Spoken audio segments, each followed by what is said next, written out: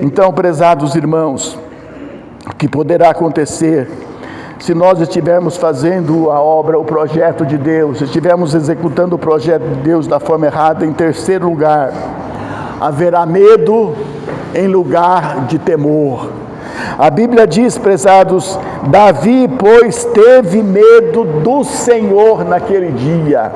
Quando nós lemos os salmos de Davi, Davi fala muito de temor. Eu temo ao Senhor do meu coração, eu temo muito ao Senhor, todos os dias da minha vida eu tenho grande temor ao Senhor. Mas naquele dia ele teve medo de Deus. E nós queremos dizer que medo e temor são palavras, são substantivos diferentes. Medo é quando você tem terror, quando você fica amedrontado, quando você tem medo mesmo. É quando você faz uma coisa errada e de repente você fica com medo das consequências. E temor é respeito. Davi naquele dia, o medo entrou no lugar do temor que ele tinha a Deus. Quando Adão e Eva, meus prezados, estavam no jardim do Éden, a Bíblia diz que todos os dias, na viração do dia, o Senhor chegava lá para conversar com Adão e Eva. Todos os dias, na viração do dia, era um momento de comunhão, era um momento de conversar, e Deus talvez queria saber o que eles haviam feito naquele dia, e eles estavam todos os dias naquele horário ali, e Deus vinha. Mas um dia aconteceu que Deus chegou lá e disse: aonde está Adão? Ele não está aqui. E gritou: Adão, aonde estás, Adão? E Adão disse: Senhor, eu ouvi a tua voz no jardim, eu tive medo e me escondi.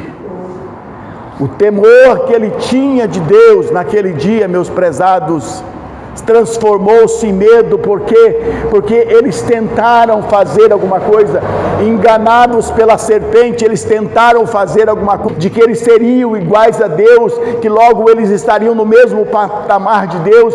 Eles comeram do fruto proibido, e agora o temor que ele tinha de Deus transformou-se em medo, e ele não tinha coragem de enfrentar a Deus. Ele estava escondido no jardim do Éden. Muitas vezes acontece isso conosco, meus prezados irmãos. Nós estamos com a nossa vida na presença de Deus, e aí de repente o medo começa a surgir no nosso coração, e é momento de nós pararmos, é momento de nós meditarmos: por que eu estou sentindo este medo? Porque aquele temor, aquele respeito, aquela comunhão que eu tinha com Deus, ela se acabou. Eu preciso novamente retomar aquilo, e somente buscando ao Senhor, Ele vai vir ao nosso encontro e vai abençoar a nossa vida, e vai tirar todo o medo, e vai colocar alegria no nosso coração, porque o Senhor quer isso da nossa vida. Ele não quer que nós estejamos fugindo dele de medo.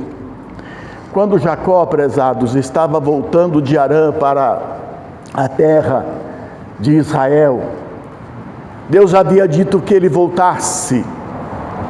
E Jacó estava voltando. Quando ele chegou numa parte do caminho, ele ficou sabendo que o seu irmão Esaú estava vindo com 400 homens para encontrar-se com ele.